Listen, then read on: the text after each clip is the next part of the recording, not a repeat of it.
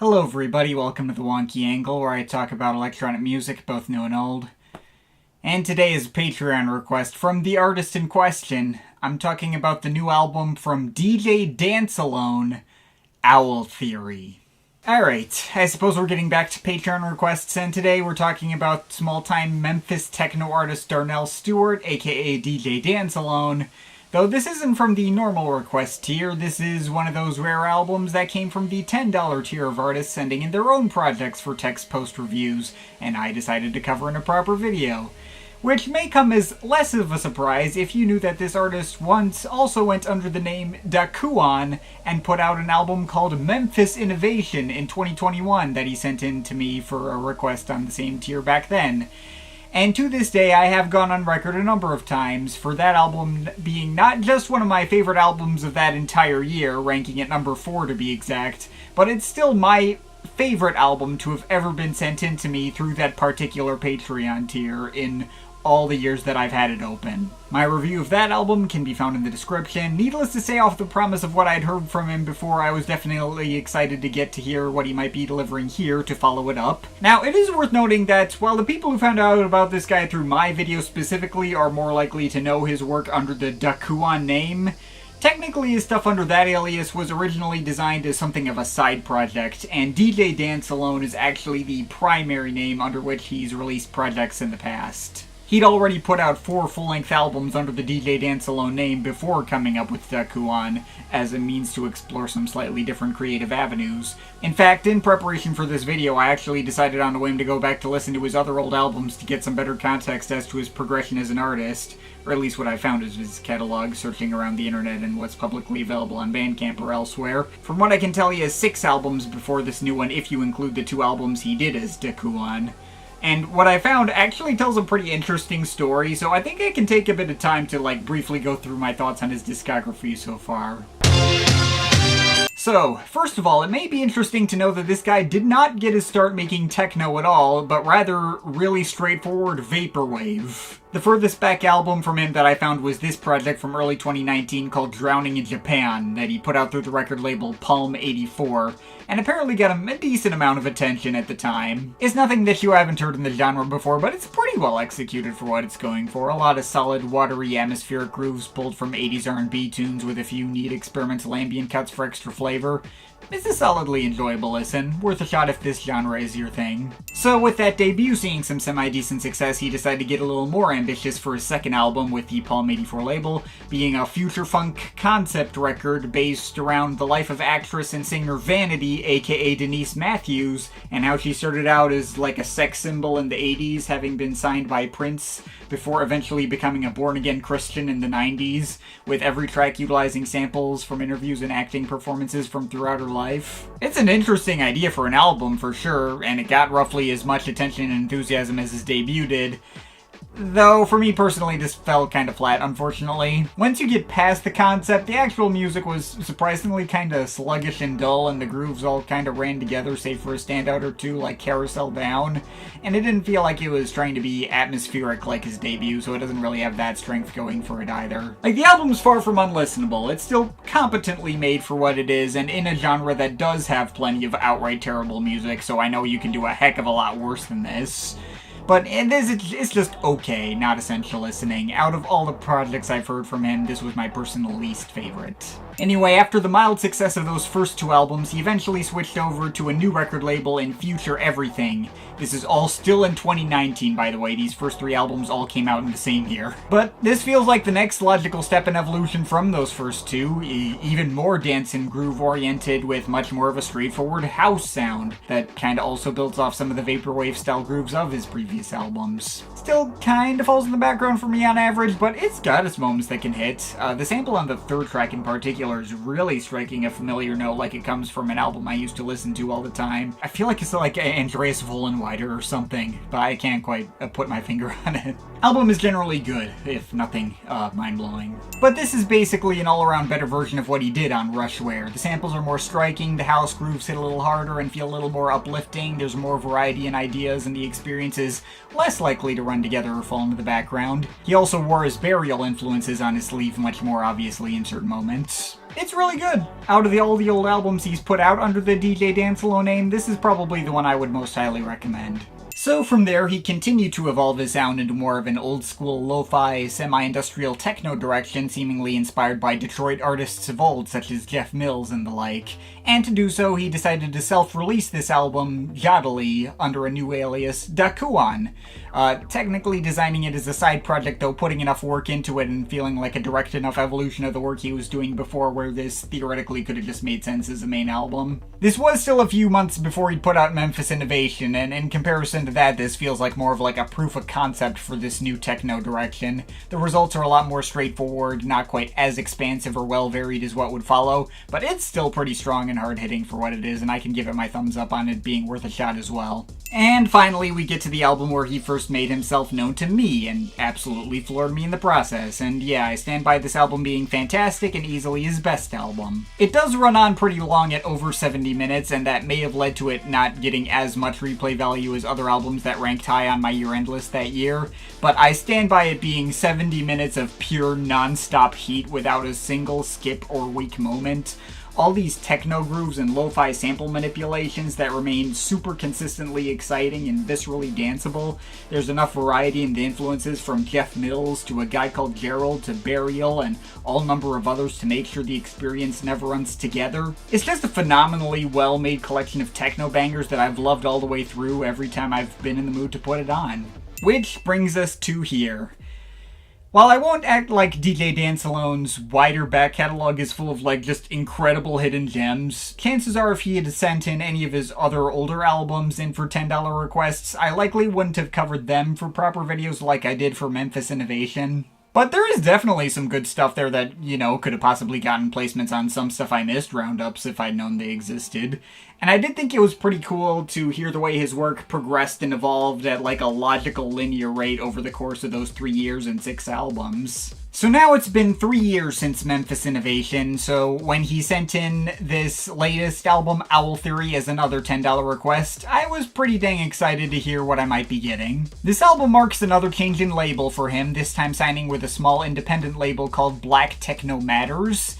He got a mastering engineer to polish the final product off, apparently partially in response to comments I made about Memphis Innovation's lo-fi production style in my review. That may not necessarily be the kind of thing I think especially needed fixing, especially as I've listened to more and more Detroit techno, and his previous lo-fi approach felt all the more at home to me in that genre in retrospect, but I mean, bringing in a mastering engineer can only be a good thing for the album. It lets you know this was going to be something particularly important for him. And it also seemed like he was going to be getting a lot more overtly political than ever before and leaning really obviously into his identity as a black man in America. The album's title is apparently derived from the 2003 trial of Michael Peterson, who had been accused and convicted of murdering his wife, despite evidence surfacing that seemed to imply her death was instead caused by an attack from a large owl and falling down the stairs. Now, Michael Peterson is not a black man, he is white, and he got a whole Netflix documentary miniseries made about him which he starred in, and I have not bothered to watch. But DJ DanceAlone decided to title the album after this owl theory, as he felt like it could act as symbolism for how black people in America tend to live through similar guilty before proven innocent sort of treatment on a regular basis. Between that and tracks on the album titled things like Black Marxist, War Panic, For the People, and Ignore the Bronx, it definitely had me all the more intrigued to see how that theming might play out while also working it into the kind of hard-hitting techno I already knew he could deliver. So, I have been sitting with this album for about 2 months now, and I have to say I'm actually pretty conflicted on it. It's taken me quite a long time to be able to fully pin down my feelings on it. Like, this album actually feels like a pretty big swerve in comparison with what he's done before. It's a lot more challenging a listen than his previous albums, and the appeal is very different from the likes of Memphis Innovation or any of his older stuff for that matter. The solid dance grooves he was able to deliver before are still here, but they're not really the focus as much this time around, and when they are here, they tend to fall a bit more on the chill or even ambient side. The focus of this album appears to be a lot less about being a regular dance album and a lot more centered around delivering the political messaging by way of lots of various spoken samples from films and speeches and interviews. And to be clear, I do think the messaging being delivered is really important and very much worth putting as much focus on as he did. I'm totally on board with this album's politics, and it's the main reason why I felt like it was worth my time to discuss it in a proper video. Musically, though, I do find the experience to be a lot more of an all-over-the-place mixed bag that doesn't really add up to more than the sum of its parts. I feel like the actual music is often coming secondary to the messaging, and it doesn't make for as fun or replayable a listen as his best work can. Not to fault it too much, though, since there are also some pretty experimental and out there ideas here as well that show him pushing himself into new territory. It's very much an album that even in its worst moments I can always respect, and there's more than enough here for me to say that the album is still good as a whole. But I guess coming off the heels of something like Memphis Innovation set the wrong expectations for me and left me pretty caught off guard by what it was trying to do. And even after having sat with it for a while, I'm not sure if the results always come together in the most effective way. Now, the album does certainly start out strong, and the whole first half of the project grew on me a fair bit the longer time I sat with this thing. We open with a straight ambient piece called Sliced Ice, although it's a pretty intense ambient piece, if that, just hitting you with bright monolithic pads and keening white noise as all these stretched out samples wail out on top of it. It's pretty epic and full sounding. It was the kind of thing that struck me more as feeling like an album intro than a key moment for the album in its own right, like a big build-up designed to get you hyped for what you're about to hear. I can imagine this being like the kind of thing that would play while the artist walks on stage for a live set or something. But the album's functional opener is Insecure, and I think that was pretty consistently my favorite cut in the bunch. Got all these big, heavy garage beats going up next to these really nice, melancholy cello performances and more atmospheric sample manipulations and icy ambience, made for probably the most well-polished mix out of any track here. Now, the fact that this album was run past a mastering engineer may have ended up making less of an obvious difference than I would have thought, and the production on this album as a whole is only like a small step up from other earlier albums of his. But I guess this was probably the track where that difference might have been the most noticeable, because that track does sound really clean. There is also a bit of a digression on this track for some samples from like a movie where some girl asks her dad what happened to those women he knew, and he's like evasive and doesn't answer the question. It does kind of feel like the track just like kind of stops in order to give those samples some space, and that ends up becoming a bit of a running theme elsewhere in the album, but I guess it doesn't actively take away from the track either. Kind of fits the mood anyway, I guess. Another World is another cool burial-style track with all these shifting synth pads and progressively pitched-up samples, making for a strong hook to occasionally glitch up over rhythmic synth stabs and more heavy garage beats. Another solid atmospheric banger and notable highlights. Probably the catchiest track out of any cut here. Then War Panic brings back the traditional techno beats for easily the album's heaviest banger out of all of them. Those kicks are super pounding and huge, and all the buildups of effects around the beat work lead to strong payoffs. It's an extremely simple track, and there's no melody here at all, just beats, but I suppose you don't necessarily need anything else for a track like this to work. I mean, maybe moments from Memphis Innovation like Black Forest come to mind as going a fair bit more in-depth with similar ideas, but, the idea here is still well executed enough to work on its own. And then, of course, we hit Black Marxist, which is arguably the album's centerpiece track, or at the very least its first really obvious message-driven track, combining samples talking about the importance of solidarity and organizing within and between disenfranchised communities, as well as other samples from a speech warning about how fascism doesn't come in overnight and is more like a cancer that slowly takes over its host. I'm 100% on board with everything that was said in this track, and while musically it's maybe not as striking as the previous tracks, in order to make sure the actual content of the samples is the primary thing in focus, the actual track underneath is still another strongly propulsive garage arrangement with shuffling mechanical beats and all these dramatically screeching movie soundtrack strings being sampled. While the spoken samples are the most important thing about this track, it would still work well on its own even if the samples weren't there.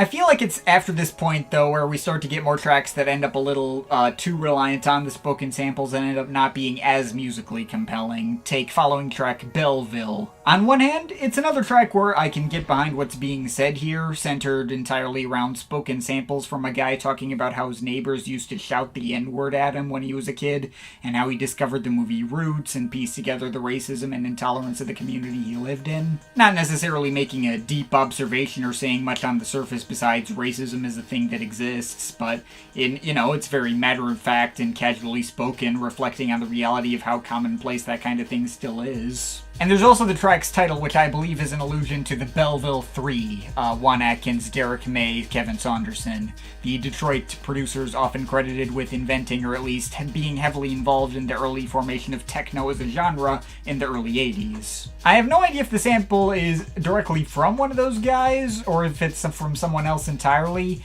but even if the latter case is true, it still highlights how techno as a genre is intrinsically tied to black culture and, kind of ties all these ideas together. Again, the trouble with this track is that musically there's nothing to it at all. It's just a quick ambient interlude with nothing to really note about it, and feels like a break in the pacing when we didn't necessarily need that, pacing-wise. Also, I feel like the sample in question is weirdly mixed, noticeably louder than any other samples on the album, and that throws me off. There's also Ignore the Bronx, which features samples talking about the initial formation of hip-hop and DJ Kool Herc doing the first record scratches in the 70s, but also how the culture around that scene we know today didn't just form overnight and how it slowly evolved from that point onwards, kind of demystifying the idea that the invention of hip-hop was a result of individual genius, like the whole myth of American exceptionalism likes us to believe. And there's other samples, obviously, about the Bronx itself and President Nixon's policy of benign neglect towards areas like the Bronx when they couldn't be gentrified for white people.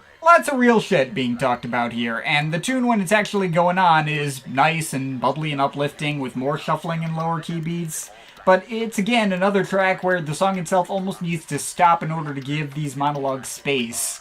It's another case of having all these parts I really like, but not necessarily doing the best job of assembling them all together. Meanwhile, there's other tracks which feel like they have an interesting idea to start with, but maybe aren't developed on enough, like the following two instrumentals. Get Up has all this crunchy, distorted bass wobbling and skittering footwork percussion, which I suppose is interesting, although I'm not sure if these elements entirely fit together seamlessly and it's over really quickly. And Kegels has this kind of odd, sweeping movie soundtrack choir noise or something like that, which I guess is kind of a cool sample to base itself around, but just kind of repeats that one idea and builds it up and down over some standard techno progressions without really going anywhere that interesting.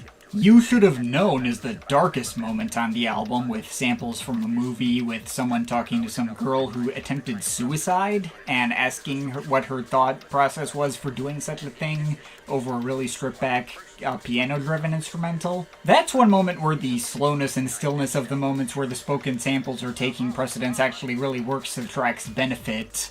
Also really works in fuller context of the album by accentuating the seriousness of the subject matter talked about elsewhere, juxtaposing it with, this girl talking about how she didn't want to face the cruel reality of the world she lived in. And the very cold and windy burial-style garage banger that the track eventually builds into with that really pain-sounding soul singer sample also really works well in that way. It's in the same kind of ways as many a burial track like Ghost Hardware and Etched had played and all those. I do feel like the transition between the two parts is really abrupt, though. The ambience of the first part is just, cut off for some skittering garage beats. It kind of takes away from the mood, briefly. Although aside from that bit, it's really effective for what it's going for. And then finally, the album ends in a minute-long ambient interlude called For the People. There's some nice, pleasant pads and arpeggios, although ironically, this time the spoken movie dialogue samples are really difficult to make out what they're saying. I think someone's passing out programs to join a credit union, functioning like banks, but owned by the people who have accounts in it instead of run privately for profit. I mean, cool idea again, fits the theme of the album, but it's a really abortive fragment of a track that even ends in a hard cut where it feels like there should naturally be a reverb tail at the end. It's just kind of a track that exists. So, that's everything on Owl Theory. Man, am I conflicted on this one. There's lots to admire about what DJ DanceAlone did here. I really like all the subject matter of the samples being included here. I think there's a real daring experimental edge to this album that hasn't been present on any of his other previous work. It's clearly something of a risk for him to be making a project like this in the first place. My problems tend to come a lot more on, like, the musical end of things, and even then, I do still like the music that is here. The production may not be exemplary, and this stuff obviously doesn't sound as good as Burial's Untrue, but, it's not like that's saying much. Just as is the case with this artist's previous albums, the particular lo-fi style of it does fit well for what he's going for. The arrangements do have nice atmospheres and hooks and banging beats when those are allowed to take the focus. But I do feel like many of the musical ideas going into these tracks can feel pretty scant and underdeveloped. Others can feel like they're mashing together pieces that don't really feel like they belong next to each other or try to transition them in a more natural way. The reliance on spoken samples can make chunks on this album hit me in a similar way to, say, the Orbital song There Will Come a Time, where like the music is coming secondary to the narration and ending up less musically compelling as a result. And structurally, this album is just kind of a scattered mess that doesn't really flow much at all, and the pacing is very stop-start, stop-start. And as a result of all these issues, I kind of don't see myself coming back to it much in the future. But do I recommend hearing it anyway? Yeah, I would still say it's worth hearing. As I kind of mentioned earlier, I do at least feel like part of my lukewarm feelings may have come from Memphis Innovation setting a very different kind of expectations. I mean, I may vastly prefer the non-stop roller coaster ride that album provided, but this album wasn't even trying to do the same thing. It's an album that set out to deliver the messages about living as a black person in America first, and maybe some atmospheric garage banger second, and I feel like those purposes are successfully served. It's still pretty dang ambitious to be tackling this kind of subject matter directly through a techno or garage album in the first place. And it does feel like it's handling that subject matter well and presenting it realistically in a way that's easy to wrap your head around. At least speaking as a random techno-loving suburban white dude from the Chicago area who doesn't actually have any lived experience directly related to any of the stuff being talked about here, unless you count, like, watching video essayists like FD Signifier and Lil Bill. There are a lot of frustrations I may have with this album, but I do think it is a good album, and I have a lot of respect for it in many different ways. As you can tell from the fact that I decided to go through with making this video in the first place, I do think it is a voice worth elevating. And I'm overall feeling a 7.3 out of 10 on this album. But of course, this is just my opinion. You can feel free to disagree with it, but I'd like to hear your thoughts, so leave the comments in the comment thing down there. Shout out to my Patreon supporters. There are some people you want to add yourself to that list or make me review something. Link to my Patreon is in the description. But yeah, that's pretty much it. That's all for today. See you next time.